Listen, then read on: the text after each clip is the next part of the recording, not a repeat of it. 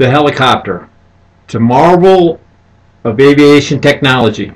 But how does it fly? What aerodynamic principles allows this radio-controlled helicopter to fly like its big brother?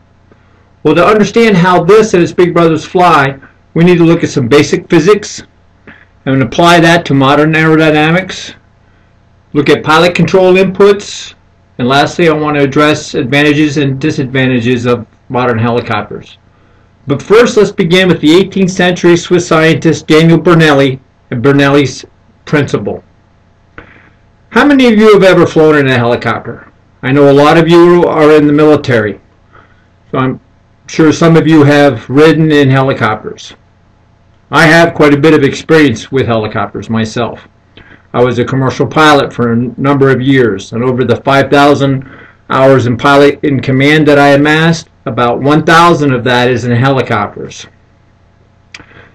Now, Bernoulli's principle is a basic principle of physics, and it's found at thinkquest.org.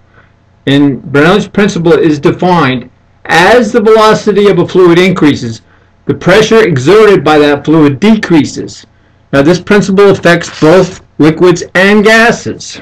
Now, how does this apply to aerodynamics? Well, it applies to lift, one component of aerodynamics. Here we have a cross-section of a wing. As the wing is traveling through the air, you can see the top of the wing is curved and the bottom of the wing is flat. The air traveling across the top of the wing must travel a further distance than the air traveling on the bottom. If it's traveling a further distance, it must travel faster to get to the same point. Using Bernoulli's principle, traveling faster creates a low pressure. A low pressure area is created at the top of the wing and a high pressure area is created below the wing.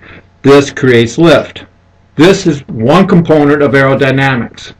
Now let's look at how helicopters fly. There are four components of flight. Lift, which I just gave you. From Decoded Science 2012, the four components of flight are lift, weight, thrust, and drag. Lift we discussed.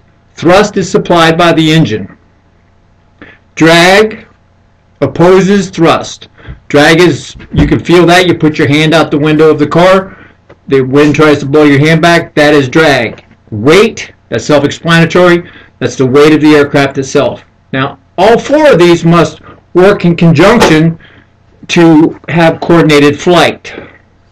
Same four principles apply to a rotorcraft. You have lift, weight, thrust, and drag. Only in the helicopter, the rotor blades provide the lift. They are spinning, and that's what provides the lift. Now let's talk about controlling a helicopter from a pilot's perspective. In the pilot's left hand is the collective and the throttle quadrant.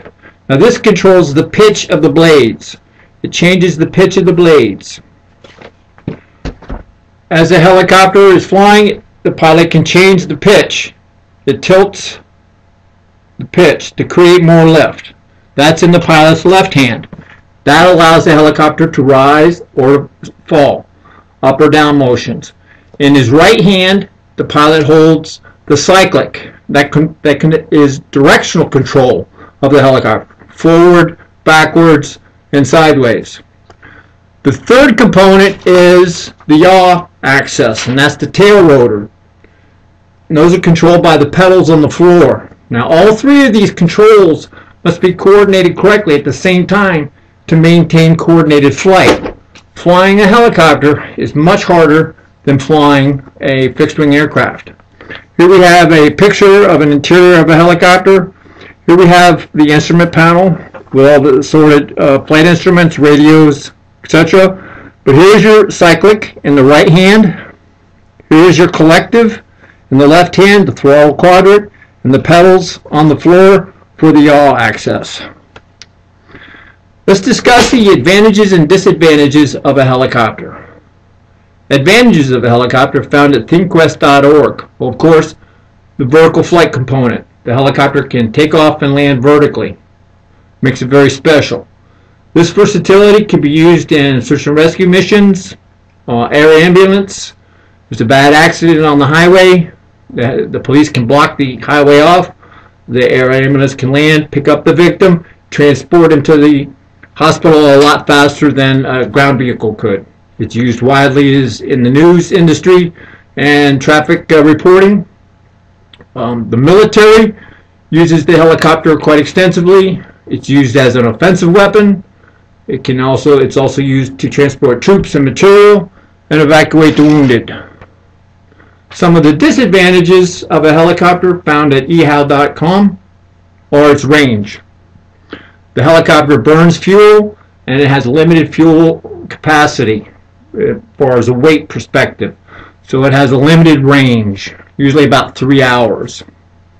It's limited on its speed, and this is due to the basic physics of aerodynamics and something called dissimilarity of lift.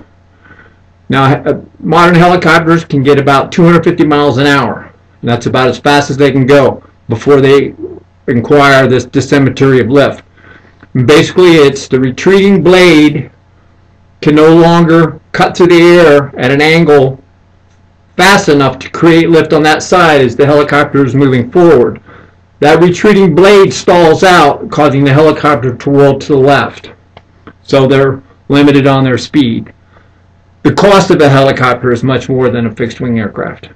The maintenance is more complex. The parts are more expensive. The parts also have what's called time life, meaning when they reach a certain number of flight hours, they have to be replaced, whether they're good or bad. And of course, the military, there's several disadvantages for the helicopter for the military due to the helicopter's nature. It flies low and it flies slow.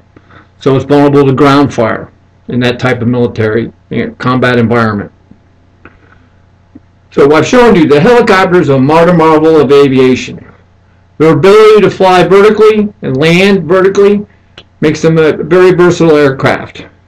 And in this aspects, they can be used in search and rescue, air ambulance, and in the military. They are, however, more complex, they're more costly, they have limited range and speed, but these deficiencies are outweighed by the positive contributions to society and to the military.